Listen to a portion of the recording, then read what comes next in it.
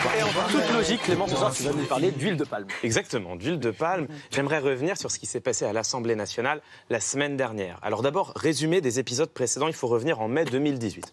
En mai 2018, Total obtient l'autorisation d'utiliser la raffinerie de la Mède pour produire du biocarburant en utilisant notamment de l'huile de palme. Ça tombe bien, l'huile de palme pour produire du biocarburant bénéficie en France d'un régime fiscal avantageux, ce qu'on appelle communément une niche fiscale.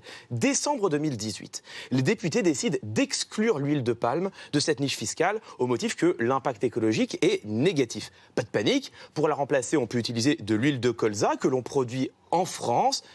Oui, mais c'est plus cher. Conséquence, à la suite de ce vote, Total se lance dans une grande opération de lobbying auprès des députés avec succès. Jeudi dernier, un amendement proposant de réintégrer l'huile de palme dans sa niche fiscale est déposé à l'Assemblée nationale. J'aimerais vous montrer comment s'est passé son examen. Ce que vous allez voir, c'est l'intégralité de la discussion parlementaire. Le 2901, monsieur L'Aquila.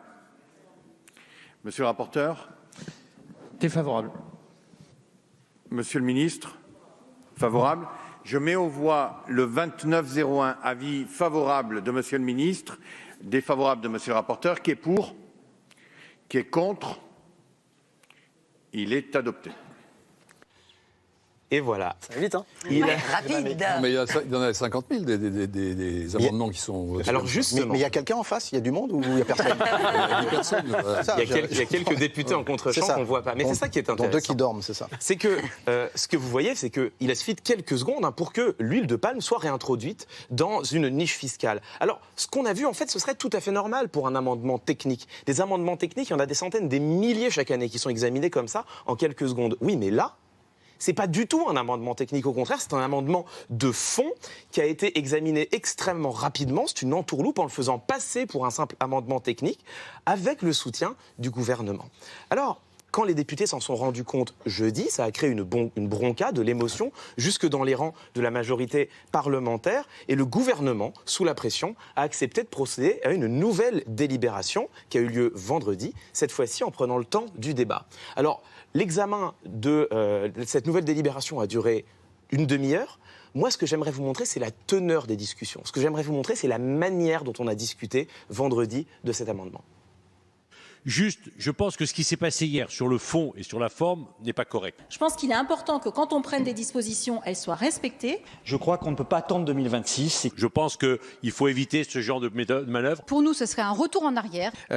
Pour moi, ma position, elle est claire. Ça aurait été, je pense, plus intéressant. J'estime aussi, au-delà de cela, J'ai été surpris, je le dis, monsieur le ministre, que le gouvernement soit favorable à cet amendement. il y a eu un petit chantage à l'emploi que je trouve un petit peu indécent. Alors, ce que vous venez de voir, ce que je viens de vous montrer, ça n'a l'air de rien, mais en réalité, c'est très signifiant. Tous ces petits mots que nous avons mis en valeur, ça s'appelle des marqueurs de modalisation et de subjectivation du discours. La modalisation du discours, c'est le fait de présenter ses idées comme probables plus que certaines, comme nuancées plutôt qu'absolues. Au fond, c'est présenter sa pensée comme sujette au doute, à l'incertitude. La subjectivation, c'est le fait de présenter ses idées comme une opinion personnelle et non comme une vérité générale.